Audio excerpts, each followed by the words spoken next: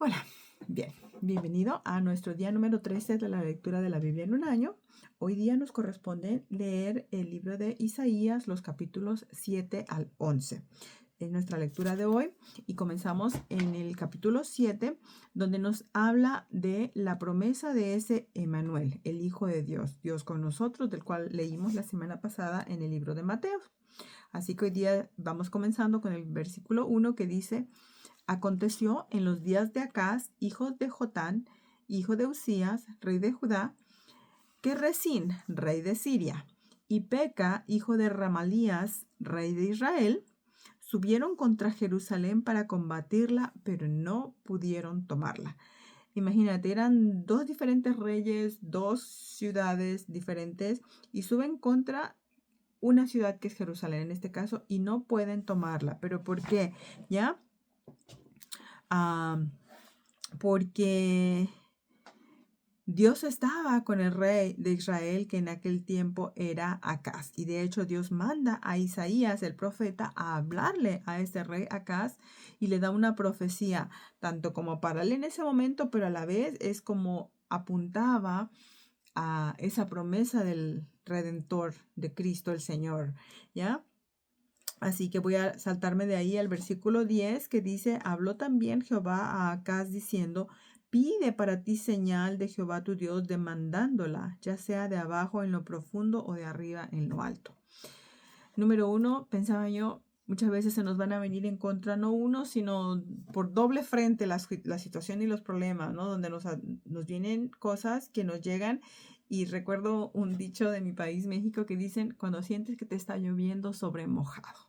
Ya estás en una cosa y te cae otra, y te cae otra situación encima, pero aún ahí yo digo, bueno, ¿en quién estoy confiando? Como leíamos el día de ayer con el libro de Job, ¿verdad? Hoy día nos lo vuelve a recordar Dios a través de su palabra en Isaías. Dice: pero no la pudieron tomar, no pudieron sitiarla, derrotarlos y poseerla, la ciudad. ¿Y todo por qué? Porque Dios estaba con ellos. Y si nosotros nos ponemos a hacer recuento de nuestra vida, de lo que nos pasa, muchas veces así nos vemos, que vienen situaciones a nuestra vida que creemos que no tienen solución o que ya no hay más que hacer, mas sin embargo, ahí también se manifiesta la protección, la provisión, el cuidado, la victoria que Dios nos da cuando tenemos confianza en Él. Y para eso Dios nos dice: pídele señal a Dios. Hay un versículo en la Biblia que también nos va a tocar leerlo, que dice Dios: probadme en esto y veréis si no os abro las ventanas de los cielos y derramo bendición sobre vosotros, bendición abundante, ¿ya? Eh, Medida apretada, remecida y rebosando, derramaré sobre vuestro regazo, dice el Señor.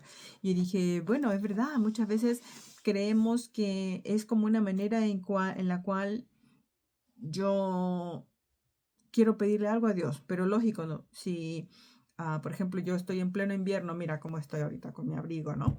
Y que dijera: Señor, si esto es tuyo, que mañana haga frío. Pues lógico que va a hacer frío porque estamos en pleno invierno ahorita. Pero, más sin embargo, si yo puedo pedir una señal a Dios cuando Dios me esté diciendo: pídeme una señal para saber, para que tú entiendas que yo estoy contigo, que estoy detrás.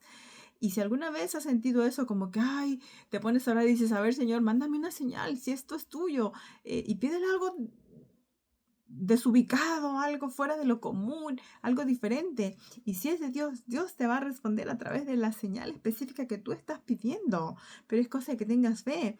Y no seas como este rey Acaz, porque vamos a ver en el versículo 12 que dice: respondió Acaz: no pediré y no tentaré a Jehová. A simple vista pareciera como tan loable, tan, no, yo confío, no voy a pedir señal. Pero Dios le está diciendo: pídeme una señal para que veas que yo estoy contigo. Y así muchas veces Dios a nosotros nos hace sentir ese de que pídeme una señal, y tienes que hacerlo, dar ese paso de fe, ¿verdad? Mas sin embargo, fíjate lo que le responde Dios. En el versículo 13, dijo entonces Isaías: oíd ahora, casa de David, ¿os es poco el ser molestos a los hombres, sino que también lo seáis a mi Dios? A Dios le causa molestia que si Él nos está diciendo: pruébame que yo soy Dios y te lo voy a demostrar. Y yo, ay, no, yo no voy a molestar a Dios, yo no quiero pedirle una prueba a Dios. No, pídele con fe, pídele algo grande, pídele algo que solo Dios podría hacer. No le pidas una pequeñez que cualquier hombre podría concederte.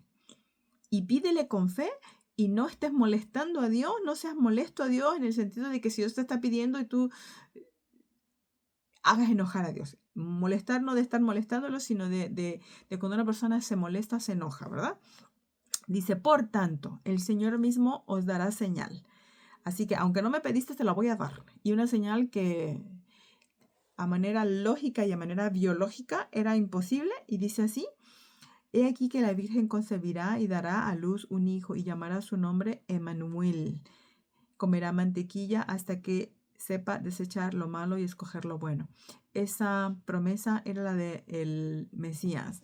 ¿Por qué? Porque aquí no apuntaba solamente a la salvación de ese momento para el pueblo de Dios, para Jerusalén, en ese momento presente, en esa lucha contra estos dos reyes, sino que también apuntaba a esa bendición futura del pueblo de Israel, que Dios les iba a mandar a ese Salvador que era el Cristo, que venía a ellos, venía a darles esa salvación que no era salvación física de los romanos, sino una salvación superior y, y que iban a hacer de esa Virgen, ¿no? María, que imposible ante los ojos humanos y ante la biología humana que tenemos, ¿no?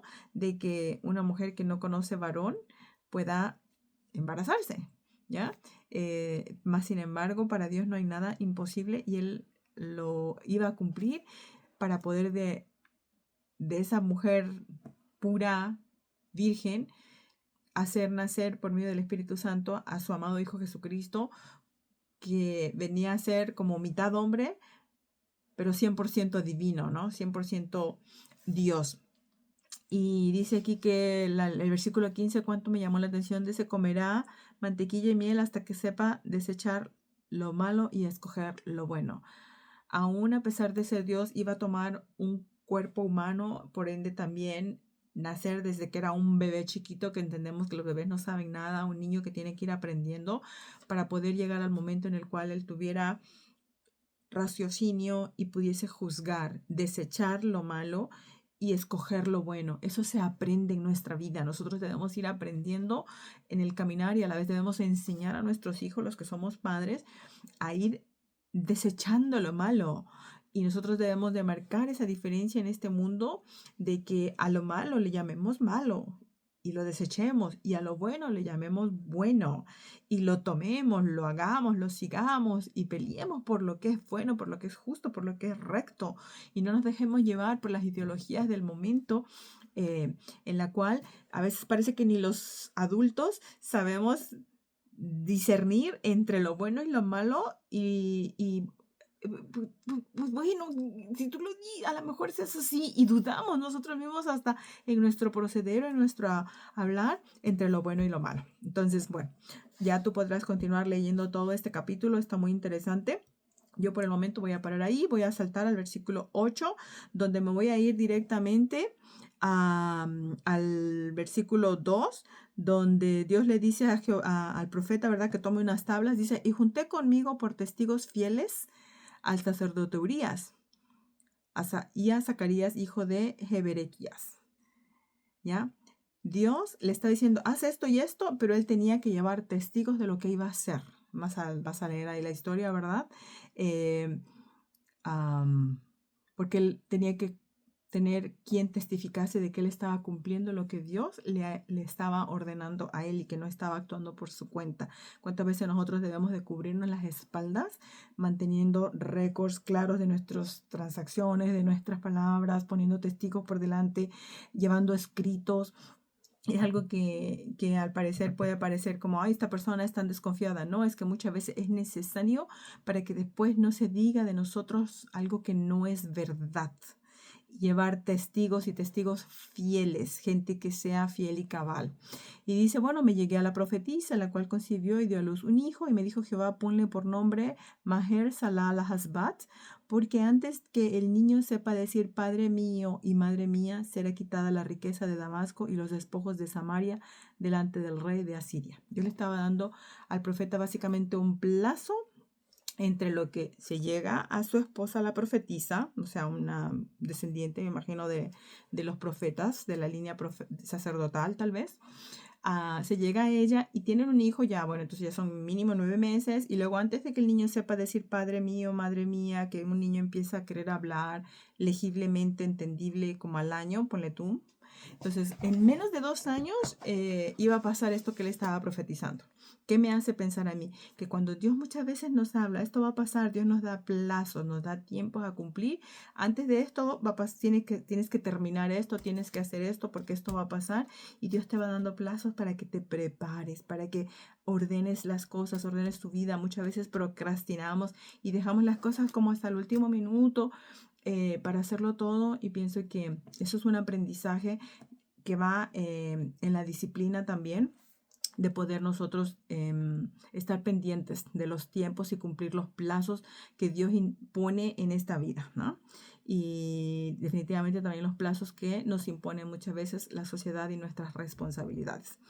Saltamos entonces al versículo 6 que dice: por cuanto desechó este pueblo las aguas de Siloé que corren mansamente, y se regocijó con Rezín y con el hijo de Remalías. He aquí, por tanto, el versículo 7, que el Señor hace subir sobre ellos aguas de ríos impetuosas y muchas. Esto es al rey de Asiria. O sea, estaba haciendo Dios como una comparación, que ellos habían dejado una vida de quietud, de tranquilidad, y habían preferido a asociarse con quienes no les convenía, pues Dios iba a mandarle como aguas impetuosas. ¿Qué pasa? ¿Con qué podemos asociar esto? Con problemas, con situaciones difíciles, ¿verdad? Cuando siente uno que ya se ahoga en problemas, por así decirlo. Entonces, mucho cuidado con quién elegimos o qué elegimos, qué decisiones tomamos en esa preparación que estamos haciendo, en esos planes que hacemos, con quién vamos a hacer tratos, ¿ya? Bueno, me salto al versículo 12. Dice: no llaméis conspiración a todas las cosas que este pueblo llama conspiración, ni temáis a lo que ellos temen, ni tengáis miedo. Jehová de los ejércitos, a él santificad, sea él vuestro temor y sea él vuestro miedo. Qué interesante, porque hoy en día vivimos en una sociedad donde existen conspiraciones y teorías de conspiración por todos lados, y que aquí, que allá, y le tiran a los presidentes, les tiran a los gobernadores, y seguramente están haciendo esto y seguramente están haciendo aquello. Pero aquí, ¿qué me dice? O sea, si la gente le llama a eso una conspiración y están conspirando contra mí, a veces hasta eso, que nosotros más bien, como dice aquí, podamos santificar a Dios y tener temor de Dios, y para Él sea nuestro miedo. O sea, que si le tengo que tener miedo a alguien, no sea a otro ser humano como yo, sino más bien temer a Dios. Tener miedo del castigo de Dios que puede llegar sobre mi vida si no hago lo correcto. Si me conduzco como una persona injusta o impía, ¿ya? Qué interesante me pareció esto. Ni le temáis a los que ellos le temen, ni tengáis miedo. Cuántas veces, ¿verdad?, nos atemorizamos por una amenaza de un hombre que nos pueden hacer algo, y ciertamente no estoy desmereciendo personas que viven en lugares o en situaciones donde hay muchísima violencia, pero que más que temer, dice una parte de la escritura que también vamos a llegar a leer, que más que temer a las personas que pueden matar este cuerpo físico, temamos a aquel que tiene el poder, y eso es Dios, de mandar nuestra alma al infierno. Si me hago como ellos, si me asocio con ellos, si les temo más a ellos, y por algo que me quieran hacer o decir, yo doy mi brazo a torcer para hacer cosas que no convienen, ¿ya? Lo vamos a dejar hasta ahí y vamos a saltar al versículo 9. Tenemos bastante más que cubrir, apenas vamos por la mitad. Aquí nos habla el versículo 9, esa promesa ahora, ¿verdad? De que Cristo venía, de que este Redentor llegaría. Y comienza así: mas no habrá siempre oscuridad para la que está ahora en angustia. Siempre hay como esa luz al final del túnel que dicen, ¿verdad? Y simplemente nos toca a veces tener que pasar el proceso de caminar por el túnel oscuro de la vida, por pasar por los procesos, pero no para siempre oscuridad y angustia. Así que si estás pasando ahorita ese proceso de la angustia, de la oscuridad en tu vida, no te desesperes, ya va a llegar tu día, ya Dios te va a sacar a la luz. Ten fe, ¿ya? Y viene la promesa bendita de nuestro Cristo que dice el versículo 6 en adelante, porque un niño nos es nacido, hijo nos es dado, y el principado sobre su hombro, y se llamará su nombre admirable. Entonces, Dios es digno de ser admirado, de que nosotros nos regocijemos en Él y lo consideramos lo más grande que existe, porque lo es, lo máximo. Consejero. ¿Necesitas un consejo? Búscalo en Dios siempre. Él es el consejero, ese es su nombre de Él. Dios fuerte. No servimos a un Dios débil.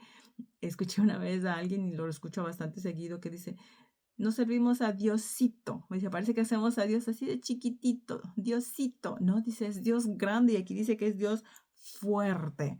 ¿Ya? Padre eterno. Yo sé que no todos tenemos como la misma ideología de lo que es un padre, porque hay padres que han sabido ser buenos padres, pero hay padres que no. Entonces, no quiero asociarlo a eso, pero este padre sí es un buen padre, es el mejor y el que nunca te va a desamparar y es eterno, es tu padre por siempre. Ese que a lo mejor muchas personas desearían tener y ese que muchas tuvieron y versión mejorada inclusive, ¿no? Príncipe de paz. Entonces, esa paz, esa tranquilidad que todo mundo buscamos, o sea, todo mundo desea vivir en paz, tener paz. Bueno, no es como este mundo la considera, sino esa paz que sobrepasa, dice la Biblia, todo entendimiento. Que pase lo que pase, tú sientes la paz de Dios, Él es este príncipe de paz. Y dice el versículo 7, lo dilatado de su imperio y la paz no tendrán límite sobre el trono de David y sobre su reino, disponiéndolo y confirmándolo en juicio y en justicia desde ahora y para siempre. El celo de Jehová de los ejércitos hará esto. Qué lindo pensar que tenemos esa promesa y bueno, aquí habla de David porque efectivamente vamos a ir aprendiendo a través de la Biblia que Cristo vino y ya lo vimos de hecho en la genealogía en Mateo, que el Cristo nació de esa genealogía de David. Entonces, para aquellos, los que eran judíos en ese momento, que eran muy dados a entender las genealogías y que las profecías hablasen a través de genealogías, era importante que quedara escrito para que ellos creyeran que ese era el Cristo y que quedara una prueba inclusive para nosotros, que no somos judíos, de que se estaba cumpliendo todo lo que Dios había venido hablando a través de tantos y tantos años y a través de tantos y tantos profetas en diferentes lugares y en diferentes lenguajes inclusive. Bien, saltamos entonces al versículo 9, dice, y sabrá todo el pueblo, ya, y la sabrá todo el pueblo, Efraín y los moradores de Samaria, que con soberbia y con altivez de corazón dicen, los ladrillos cayeron, pero edificaremos. Dice el 13, pero el pueblo no se convirtió al que lo castigaba ni buscó a Jehová de los ejércitos. ¿Qué pasó?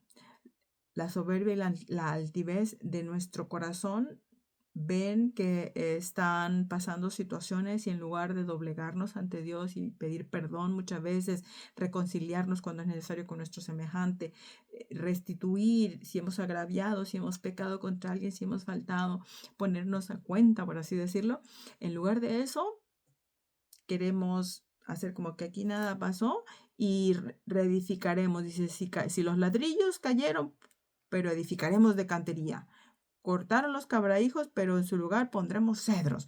O sea, esto se deshizo, esto no sirvió, pero yo lo voy a hacer aún mejor. ¿Sobre qué? Si no vas primero y reconstruyes de la manera correcta, ¿verdad? No se convirtieron, entonces dice este pueblo al que lo castigaba. Muchas veces esos destrucciones de nuestra vida vienen como un castigo de parte de Dios por nuestro mal obrar. Mas, sin embargo, Dios nos permite ahora volvernos a Él. Dice el versículo 16, porque los gobernadores de este pueblo son engañadores y sus gobernados se pierden. Y cuánta verdad existe, ¿no? Vemos gobiernos de países que se corrompen, que engañan, que mienten, que roban, que estafan, que se corrompen.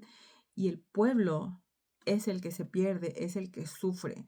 Pero todo eso está ante los ojos de Dios y a mí solo me resta confiar en que un día Él va a hacer justicia. Yo solamente tengo que orar, orar, orar sin cesar, sin cansarme y que no decaiga la fe. Tal vez no lo voy a ver en mi generación, no lo verán mis ojos, pero ciertamente será. ¿Por qué? Porque confío en que Dios lo hará. Y punto.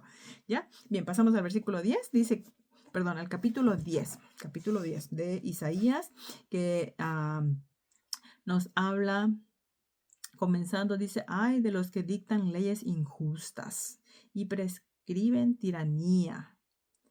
Hay una queja de estas personas, un mal proceder de dictar leyes que son injustas, que muchas veces leyes que solamente favorecen a la clase alta, por ejemplo, es lo que típicamente se ve, pero van a pagar y prescriben tiranía, que con tiranía, con abuso de autoridad, menosprecian al pobre, al débil, al de la clase más baja, para apacentar del juicio a los pobres, perdón, para apartar, para apartar del juicio a los pobres y para quitar el derecho a los afligidos de mi pueblo, para despojar a las viudas y robar a los huérfanos. Esto lo vemos. Lo vemos en nuestra sociedad, lo vemos por todos lados, más sin embargo también lo está viendo Dios. Que hay personas, ¿verdad?, que cuando hay una persona pobre que no tiene cómo defenderse, simplemente ni siquiera lo llevan a un justo juicio, simplemente lo apartan del juicio, que quiere decir de juzgarlo justamente, y los meten a la cárcel, los declaran culpables o demás cosas, para quitar el derecho a los afligidos de mi pueblo. Todos tenemos derechos, derechos que Dios nos da y derechos que nos da la sociedad, pero cuántas veces esos derechos son pasados a llevar. Y esto lo está diciendo Dios en su palabra, ¿verdad? Que hay un ay para estas personas, que existe un ay para despojar a las viudas y robar a los huérfanos. Ellos muchas veces son las personas que más sufren cuando una mujer no tiene un esposo que la respalde, que la proteja y que la defienda. Y a los hijos cuando quedan pequeños, que quedan huérfanos, son ahora despojados de sus bienes. Mas sin embargo, aquí está Dios para decírnoslos en este día. ¿Qué es lo que va a hacer con ellos? Vas a poder leer en la palabra de Dios. Vamos a saltar al versículo 12 que dice: pero acontecerá que después que el Señor haya acabado toda su obra en el monte de Sión y en Jerusalén, castigará el fruto de la soberbia del corazón del rey de Asiria y la gloria de la altivez de sus ojos. Entonces aquí vemos que Dios también llega el momento en que también Dios se cansa. Nos cansamos los seres humanos, pues Dios también llega el momento en que dice, acontecerá que va a llegar el momento en que Dios va a castigar la soberbia y la altivez. Y aquí habla del rey de Asiria, pero puede ser de cualquier persona, puede ser de cualquier ser humano. No aquí como país, sino detrás de cada país o dentro de cada país existen personas, somos los que conformamos una nación, ¿no es cierto? Entonces, para esas personas que son altivas, que son soberbias, va a llegar su momento en que Dios va a decir, hasta aquí, ya fue bueno, ya estuvo bueno, ¿no? Así que tengamos paciencia y confiemos en Dios. Dice también el versículo 24, por tanto, el Señor Jehová de los ejércitos dice así, pueblo mío, morador de Sión, no temas de Asiria, con vara te herirá y contra ti alzará su palo, a la manera de Egipto. Mas de aquí a muy poco tiempo se acabará mi furor y mi enojo para destrucción de ellos. A veces estamos en la vida pasando por un proceso y es porque nosotros mismos hemos como despertado el enojo en Dios y nos está dejando que paguemos las consecuencias de nuestros actos a manera de nuestro propio castigo. Pero llega el momento en cual te dice Dios en esta hora que a pesar de que alguien te esté hiriendo, que alguien te esté dañando, te esté causando mal y contra ti estén levantando palos, levantando calumnias, contra ti estén alzando todo tipo de mal, Dios dice que Él en este día te dice, Muy poco tiempo se acabará el enojo con el cual ha permitido el castigo para tu vida, su enojo, y va a venir destrucción para esas personas que te están haciendo daño hoy en día. Porque un hijo de Dios siempre va a estar protegido bajo la bendición, bajo la promesa de Dios. Y ciertamente el padre que ama a su hijo, dice la palabra de Dios, que lo reprende y lo castiga. Nosotros somos padres, bueno, los que lo somos. Y cuando nuestros hijos cometen un error, tenemos que castigarlos, tenemos que corregirlos para que no sigan cometiendo errores, ¿verdad? Eh, pues así es nuestro Dios con nosotros. Mas, sin embargo, no para siempre Él se enoja, no para siempre dura su furor, leíamos hace unos días atrás. Bien, vamos al último capítulo de este día, que es en Isaías capítulo 11, donde ya nos habla de este reinado justo del Mesías prometido, del Cristo que viene, ese renuevo que viene de parte de Dios, ¿no? Y comienza así. Saldrá una vara del tronco de Isaí. Isaí fue el padre de David. Y un vástago retoñará de sus raíces, y reposará sobre él el espíritu de Jehová, espíritu de sabiduría. Y esto a mí me encanta verlo porque el que es nacido de Cristo ahora tiene la naturaleza de Cristo. Y Cristo tenía espíritu de sabiduría, no de necedad, no de torpeza, no de ignorancia, sino de sabiduría. Entonces tenemos que pedir a Dios que nos llene de este espíritu de sabiduría para conducirnos en nuestra vida, para saber tomar decisiones sabias y de inteligencia. Son dos cosas diferentes, la sabiduría y la inteligencia. Inteligencia es la persona que estudia algo, ve algo y lo aprende, ¿ya? Y tiene la capacidad de poderlo analizar, observar, absorber. Pero la sabiduría es ahora la aplicación de esos conocimientos para tener un buen provecho, para tener prosperidad, para tener ganancia en lo que sea en la vida, ¿verdad? Espíritu de consejo y de poder.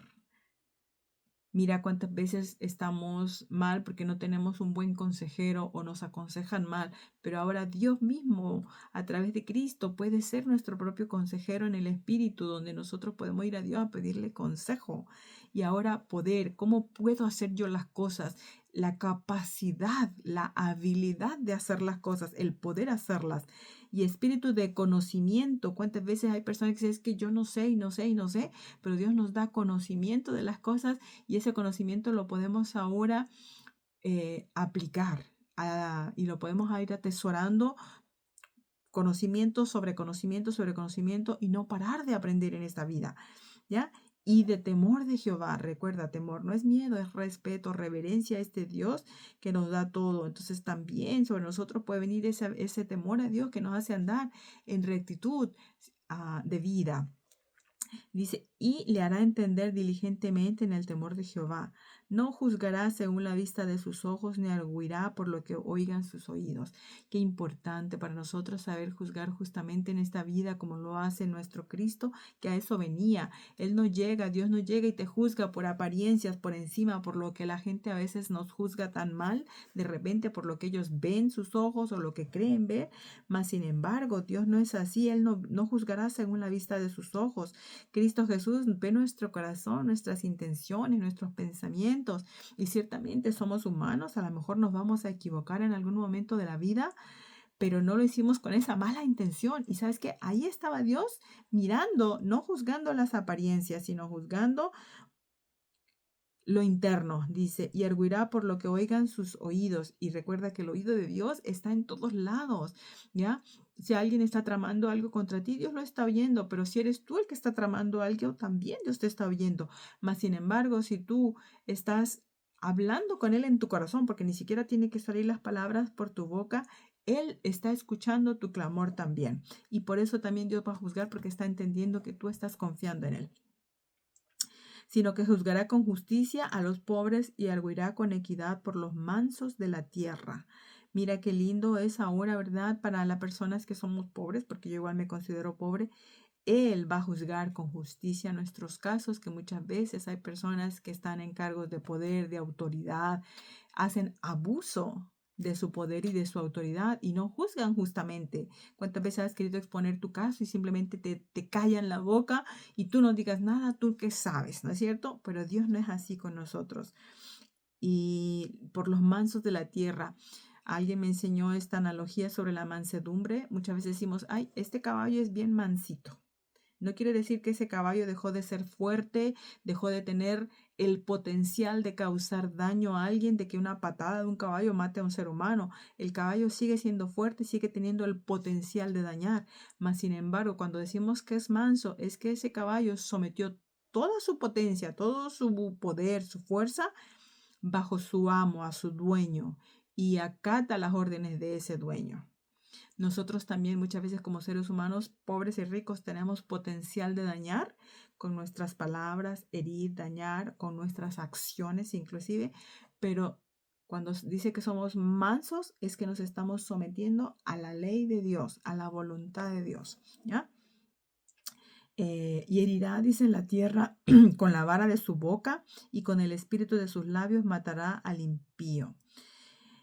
Qué interesante ver esto, que simplemente la boca de Dios se dice que es la Biblia, pero un día lo hará en presencia, Dios, ¿verdad? Y cuando nació definitivamente estuvo en esta tierra, también lo hizo, ¿ya? Que con su boca, con su palabra, con lo que Él dice, Dios va a herir a las personas y matará a los impíos, porque simplemente con la orden de Dios todo se acaba. Él da la vida y Él la quita. Dice, y será la justicia cinto de sus lomos y la fidelidad ceñidor de su cintura. Entonces Dios ciertamente es justo y es fiel. No podemos olvidar jamás eso. Y pues bueno, tú puedes continuar leyendo este último capítulo 11 del libro de Isaías para que sea de bendición para tu vida. Siempre con oración, pidiendo al Espíritu de Dios que nos enseñe. Yo te dejo 2 preguntas de esta lectura hoy día para que puedas pensar en ellas. La primera es, ¿qué es lo que profetizó Isaías para su propia nación? Y 2, ¿cómo podemos nosotros en nuestros días como cristianos asegurar nuestra victoria en la vida? Ya sea espiritual, familiar, emocional, laboral, ¿cómo podemos asegurarnos la victoria? Bien, te dejo esas preguntas y si te gustaría recibir la guía, recuerda que me lo puedes dejar en los comentarios para darte información cómo la puedes obtener. Que Dios te bendiga y hasta la próxima. Chao.